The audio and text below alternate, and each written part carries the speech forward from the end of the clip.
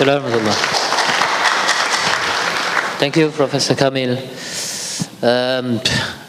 As you can see, people, those who wants to change the dominant system always have enthusiasm.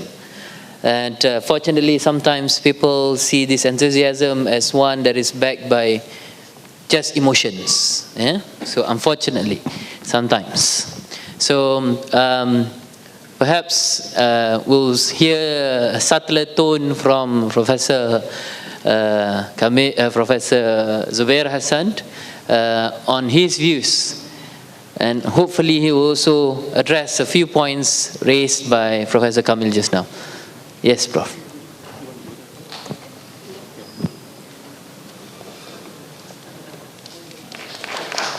Bismillahirrahmanirrahim. You cannot imagine how happy I am here to come here today. Because I started here in 1990 and left in 2008. So 18 long years I was here. And in teaching, now I am 54 years and still enjoy it.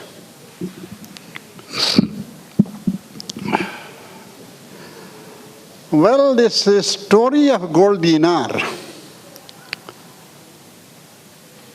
is continuing for the last less than a decade. Much has been written, much has been said, pleaded emotionally, non-emotionally, logically, illogically. But if we look at the results, what has been achieved, I think we don't have much to show. Brother Kameel is an old friend, and I remember he has some connection somewhere with crimes. Because when I joined the IIUM, he was presenting his master's thesis on economics of crime. Am I right? When down the stream I saw his theft of nations. No, I'm not saying that he is associated, but this is how he is connected with crimes. Plunder, theft, things like that. And then he went to do his PhD outside, so we are not quite for some time together. But he is a very smiling person. I like his smiling face very much. And he never takes ill of anything. He is very receptive, even to criticism. If he doesn't want to answer a criticism, he will say, it is not worth answering, I don't care about it. So he did not write a rejoinder to my paper because he says, it is not worth talking about. So what can I do about it? Well, about gold dinar, I have to say a few things. Gold dinar is an offshoot of the old gold standard. And gold ruled this world in history for over 2,500 years. The monetary scene was dominated by gold. When Islam made its advent on the scene, the world was using gold coins and silver coins. Now, Islam continued with some of the current practices which were there. For example, Mudarba is a form of business organization which is pre-Islamic. So gold and gold coins were pre-Islamic. The Prophet continued with them. So I don't see any religious or sentimental value in gold or gold standard. Islam never divided money into Islamic and non-Islamic, historically or otherwise. The proof is that when Islam spread, at that time all coinage of the was being done in Rome, in Italy. Of all places, there was the only mint there. And there they were putting the images of gods or idols on those coins. Some companions brought those coins to the Prophet and said, "Sir, these are carrying pagan images. What should we do with them?" He said, "Let them circulate." He did not say this is an anti-Islam or against Islam, therefore destroy them. So this is one example about it. Anyway, leave that aside. Well, when we want to introduce something, we should ask a few questions. What it is that we want to introduce? Why we want to introduce it? Even when we are able to convince people on these two questions, what we want to introduce is something valid. Why we want to introduce perhaps is also valid. A third question comes, can we do it? Because, my dear friends, no policy, no scheme is more than worth what it is in practice. Suppose I concede all the arguments in favor of gold dinar. Can gold standard be brought back today in this world? This is $1 million question which every one of us must try to answer who are supporting gold dinar or gold standard. When gold standard, the world was on gold standard, the real economy was dominant. Monetary part of the economy was not so dominant. Today the scenario has changed. $1 trillion circulate every 24 hours in spot transactions on the foreign exchange markets. Today, the monetary economy is 70 times of real economy. So if this is the scenario, then if you want to introduce, let us say, gold standard, you have to support the existing currency in the various countries in the whole world with sufficient gold. Where is that gold? This is one thing. Another very important thing is that all countries are members of the IMF. And in 1979, IMF amended its rules and procedures and said, one clause is very important there, which is a warning to all gold dinarists.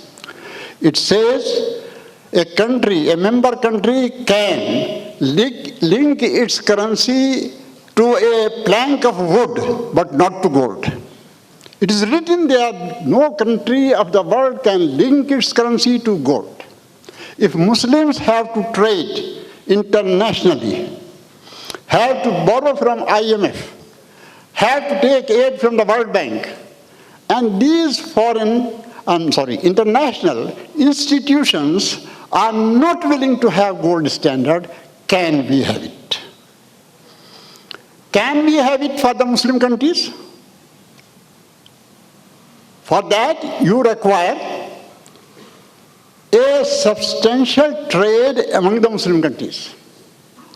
Today, if you take the total trade of the Muslim world among themselves as against the others, you find that not more than 20% is within the Muslim region. Imports and exports are all outside. If you go to gold standard, most of the Muslim world as a whole has a deficit in trade with the rest of the world. If you are on gold standard and you have to make payment, people will ask gold from you because you are on gold standard. You have to settle your balance in gold. Where is the gold? People go to Saudi Arabia, Makkah and Medina and see lot of gold, shops, laden with gold. Perhaps they feel all the gold of the world is with the Muslims. If you take the production and distribution of gold in the world, Muslims are contributing or having not more than 1% of the gold of the total world. So how you can bring into operation the gold dinar or gold standard? This is another aspect. One more aspect, I tell you one more thing which people don't realize. As a matter of fact, gold standard was an instrument of the colonial powers to plunder the world, their colonies. Here I agree with Kameel, theft of nations. How? Well, industrial revolution had taken place in the West. They were producing goods and wanted markets to sell those goods. To produce those goods, they wanted raw materials and minerals from the colonies. So what was in their interest? There should not be any restriction on trade. So first came the policy of laissez-faire. Free trade became the dogma. Nobody could speak against free trade. Why free trade? Free trade allowed these colonies to get raw materials, labor force, and other inputs for their industries.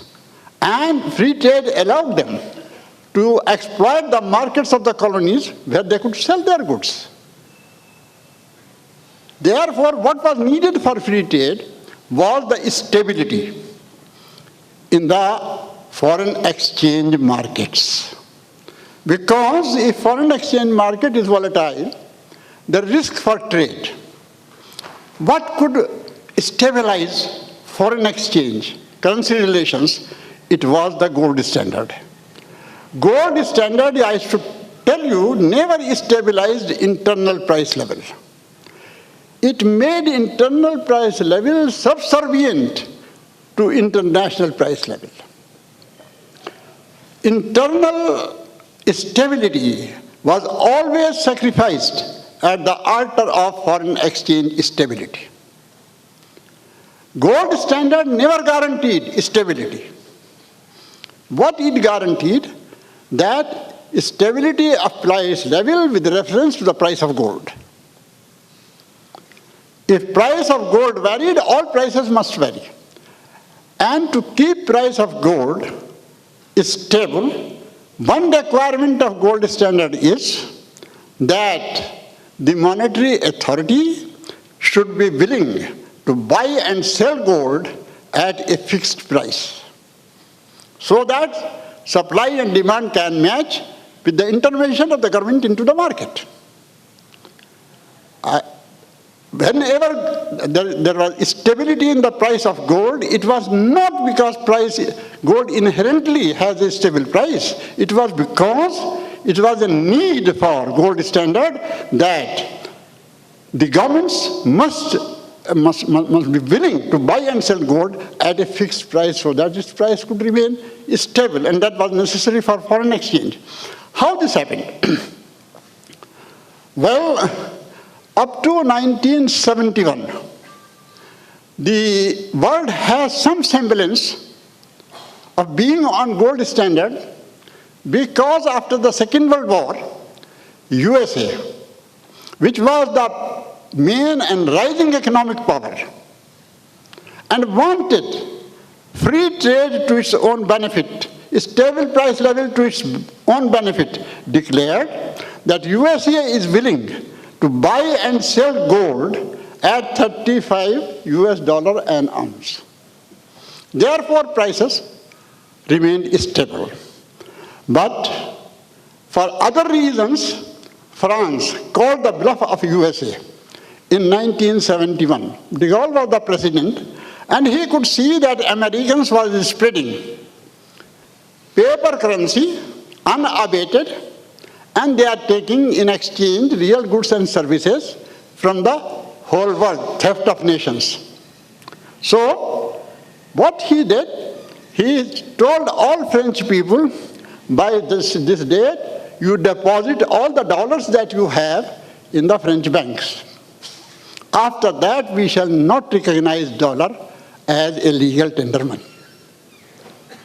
So all people deposited. Then he wrote to the Americans, we have so many trillions of US dollars with us, we are sending it to you, and you are giving gold at this rate, send gold to us. Americans raised their hands, we cannot do it.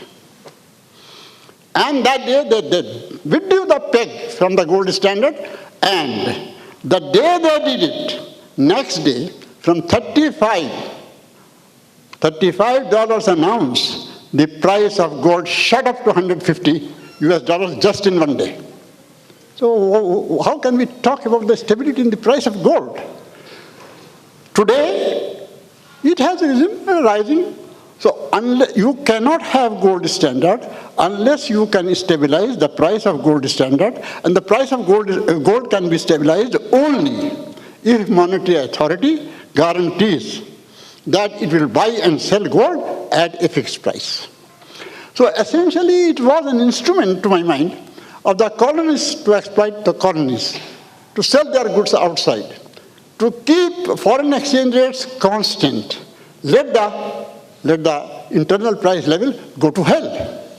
So this is how gold standard was operating.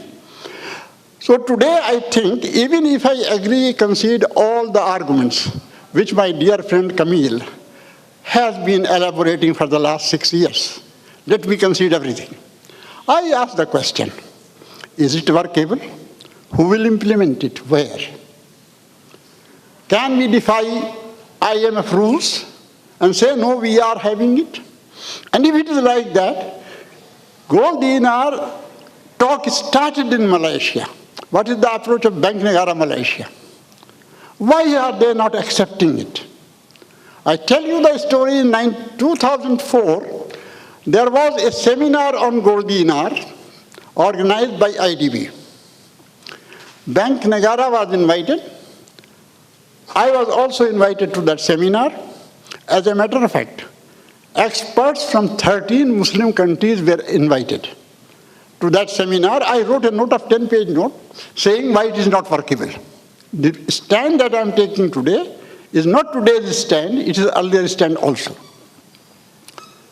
So when I reached there, to my great disappointment, I found that from 13 countries, representative came, but none of them brought with them a single kit of paper to talk about. So what happened? The note that I took from here, the cyclostatics distributed to the members, and not much discussion took place. Everybody said, we agree with Hasan. Nobody talked about gold dinar then. Nobody talked about gold standard then. Because the argument against, I'm not against gold dinar. I'm not against gold standard either. But I don't see any reason. Look, I tell you another thing. All the cry, all the noise that we are making against fiat money, is it really against money? Or is it something else? This is a very crucial point. Look, if roads could be built in the air, we could use the land for cultivation. But roads cannot be built in the air, therefore we have to use land. What is the work of money? Money divides. Money divides the act of exchange into two parts. Sorry, sir. It divides it, sale and purchase. That is the only economic function of money. You can sell your commodity, keep money with you, buy whenever you like other things. In barter, exchange have to go. Simultaneously, you buy and purchase together. So money separates the coin of exchange into two parts, buying and selling separately. It is a go-between, it is a medium of exchange. Now, if worthless chits of paper can perform that function, why tie down precious metals and allow debasement, clipping, and Grayson's law application? It is like saying that we want cinema tickets to be printed on chocolate. Why? Why should it be printed on chocolate? If I don't go to the movie, I shall eat it. So it is not the purpose of the cinema ticket that you can eat it if you like. Its purpose is to grant you entry into the hall. So if worthless chits of paper can perform that function, why tie down gold and silver into it? Only the blind will insist that a stick is needed for walking. If you have eyes, you can walk. My point is this, where I am driving, that money does not create any crisis. Its mismanagement does.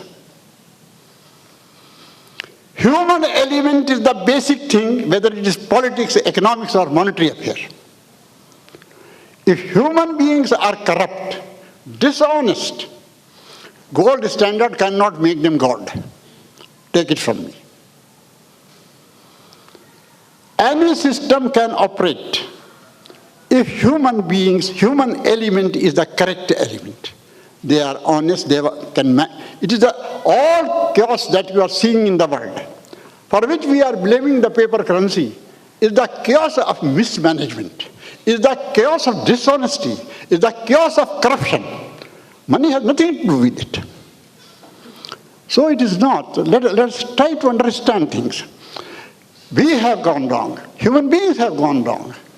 And we can fail any good policy if we do not follow the rules of the game. So this is what has happened. So I don't think that gold dinar or gold standard has any future in the world. And I still stand by my last sentence of my paper, that it is time that all discussion on gold dinar must be banished from all serious thought in economics. Thank you. Thank you very much. Alhamdulillah. So now you see the difference between IDB Prize Laureate in Islamic Economics versus non-IDB award winner. Yeah? The difference between an IDB award winner and non-IDB award winner. You see?